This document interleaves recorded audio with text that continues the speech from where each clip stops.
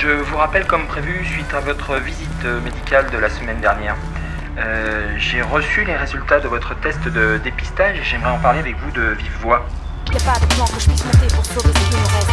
Pas de le rideau se baisse, l'envers du décor, dans l'œil j'enfle la cage thoracique, j'étouffe.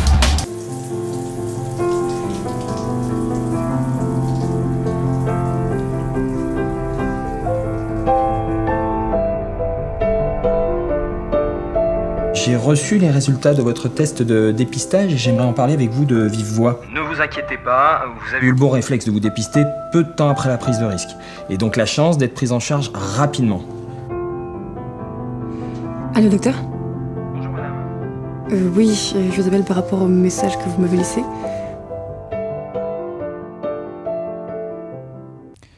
Le sida, cette horrible épidémie, ce virus découvert en 1980, qui depuis presque 40 ans n'a pas arrêté de se propager et de décimer des millions de personnes à travers le monde.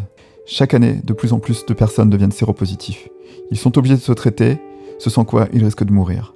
Et ça n'est que 20 millions sur les 36 millions qui ont été recensés en 2016 qui ont accès au traitement. L'Afrique est principalement touchée. C'est une véritable épidémie. À titre d'exemple, en 2016, en Afrique, c'est un peu plus de 400 000 personnes qui sont mortes à cause du sida. Alors qu'en Europe occidentale, c'est un peu moins de 20 000. En 2016, en France, c'est 150 000 personnes qui vivent avec le VIH. Et on dénombre à peu près 25 000 personnes qui ignoraient leur séropositivité. C'est 6 000 nouveaux cas qui ont découvert qu'ils étaient séropositifs en 2016, dont 43% qui l'ont découvert avec un premier test, d'où l'importance du dépistage et de la prévention. Alors chaque année, des milliers de gens meurent encore, d'où l'importance que nous soyons tous concernés. Et c'est pour ça que j'ai décidé de vous en parler aujourd'hui, dans cette vidéo.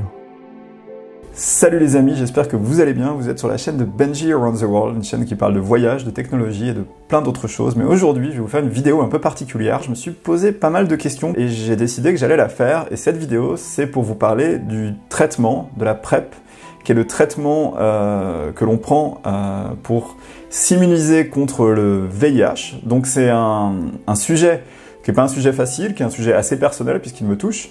Et j'ai décidé de la faire pour plusieurs raisons, mais la raison principale, c'est parce que je pense qu'en fait, aujourd'hui en France, il y a encore beaucoup de gens chaque année qui sont contaminés. On est à plus de 6000 personnes contaminées chaque année par le VIH. Et que le plus on en parle, le plus on réduit les risques finalement de nouvelles contaminations parce que ça devient quelque chose qu'on banalise, et en le banalisant et en n'ayant pas peur de parler de ce sujet-là, on aide les gens à être plus informés, et quand les gens sont plus informés, du coup ils prennent moins de risques. Donc du coup c'est l'objet de cette vidéo du jour, qui est une vidéo très différente des vidéos que je fais d'habitude, mais que j'ai décidé de faire pour aider les gens qui se posent des questions, pour éviter que les gens les plus jeunes finalement soient sous-informés, qu'ils prennent des risques inconsidérés. Et donc je voudrais vous dire aujourd'hui que en France, on a la chance de vivre dans un pays où on a accès à certains traitements, qui sont des traitements préventifs, qui vont vous permettre finalement de réduire les risques à quasiment zéro d'être contaminé par le VIH. Et quand je vois que chaque année, il y a encore des gens assez jeunes qui sont contaminés, je me suis dit, mais cette vidéo-là, il ne faut même pas te poser la question de est-ce qu'il faut que je la fasse ou pas. En fait, il faut simplement la faire. C'est un peu un sujet dont on doit parler.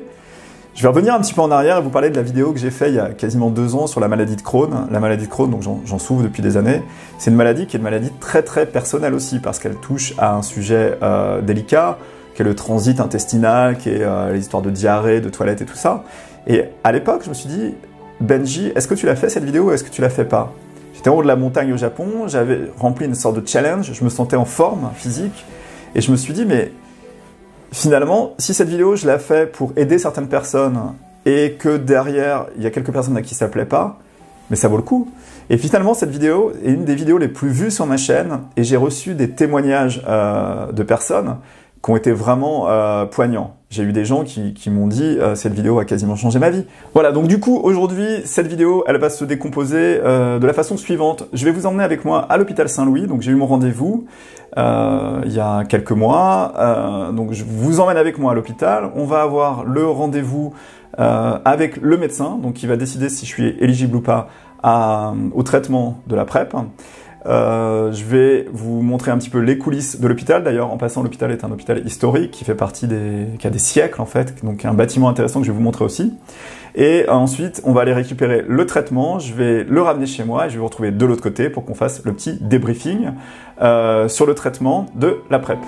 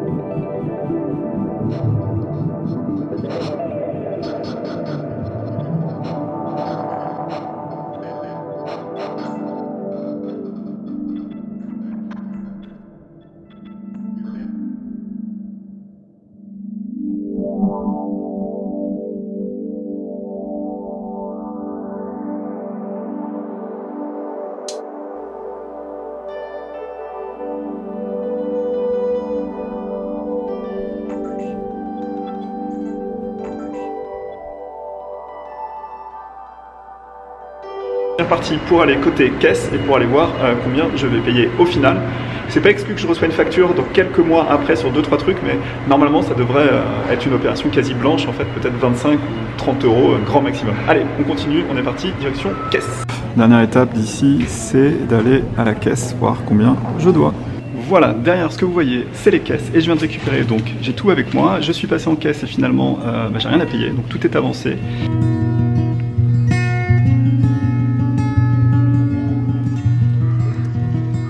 Et me voilà de retour dans mon appartement. Donc j'ai bien récupéré le traitement de 3 mois. Je leur ai expliqué que je partais en voyage à l'autre bout du monde et donc ils m'ont délivré les médicaments. J'ai payé donc 0 €. On vit dans un système français quand même particulièrement confortable et je sais qu'en ce moment il y a beaucoup de gens qui râlent en disant que c'est difficile de vivre en France, que les classes moyennes s'appauvrissent, que les classes les plus basses en fait vivent difficilement. Mais on a quand même accès dans ce pays-là à la santé. Je vais vous dire que moi qui voyage beaucoup, je me rends compte qu'on a une chance inouïe de pouvoir aller à l'hôpital, de payer 0 €. Et pour avoir été dans certains pays où vraiment le système de santé est laborieux, ben je pense que de temps en temps ça fait du bien de réaliser qu'en France on est bien loti à ce niveau-là. Voilà, une vidéo un petit peu difficile à faire parce que ça touche à la sexualité et que je suis pas forcément à l'aise pour en parler, mais je me force, c'est l'exercice aussi, c'est se forcer à faire des choses qui sont des fois un petit peu en dehors de sa zone de confort pour rendre service. Je pense qu'une vidéo comme ça rend service à certaines personnes. Si dans ma vie, et grâce à cette vidéo, je réussis à empêcher une personne d'être contaminée, eh ben, ça sera déjà une grande victoire pour moi. Et encore une fois, si ça gêne certaines personnes de voir cette vidéo-là et de parler de ce sujet-là, ben tant pis pour eux. Je voudrais remercier très particulièrement, alors je vais pas dire le système de santé français, mais les hôpitaux de Paris, parce qu'en fait, on aime râler en France, mais moi franchement, l'expérience en tant que patient et client de l'hôpital a été particulièrement bonne. J'ai été très bien reçu, les gens ont été professionnels, souriants, sympathiques. J'ai rien à dire. Et aussi, je voudrais remercier particulièrement l'association AIDS. Alors, vous voyez, AIDS, en fait, ils sont là depuis les débuts de l'épidémie du sida. Et AIDS, ils font plein de prévention dans plein d'endroits, les hôpitaux, les établissements de nuit. Et ils font un boulot, pour moi, qui me paraît être capital. Parce qu'aujourd'hui, en France, si les chiffres du VIH baissent, c'est probablement lié à toutes ces associations en fait qui sont là et qui font du boulot. D'ailleurs, je vous renvoie vers un film très intéressant qui est le film 120 battements par minute, qui est un film justement qui parle de l'association ACT UP et des débuts justement de l'épidémie du VIH et de la façon dont les associations en fait se sont mobilisées.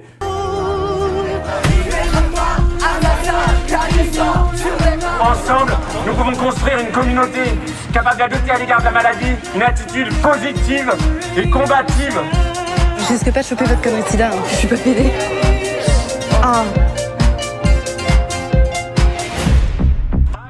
Merci à Heads de faire ce type de petite brochure ici qu'on trouve un petit peu partout dans les établissements. Merci à Heads aussi d'avoir des gens dans les hôpitaux et une fois que moi j'ai eu mon entretien donc à l'hôpital avec le médecin, j'ai rencontré donc une personne de chez Heads qui m'a donné tous les conseils qui allaient bien, qui distribue des préservatifs aussi gratuitement. En fait, ils font vraiment un travail extraordinaire. Cette vidéo s'arrête ici. Si vous êtes abonné à ma chaîne depuis quelques temps et que vous suivez mes aventures, merci. Si vous n'êtes pas encore abonné, c'est une chaîne qui parle de voyage, de technologie et d'évasion en général. De temps en temps, je passe un petit coup de gueule où je vous parle d'un sujet un peu différent. Mais c'est quand même assez rare. Donc prochaine vidéo, ça va être les vidéos du voyage en Colombie. Donc abonnez-vous à la chaîne, vous allez voir, ça va être sympa. Et moi en attendant, je vous dis à très vite pour de nouvelles aventures sur la chaîne de Benji Around the World.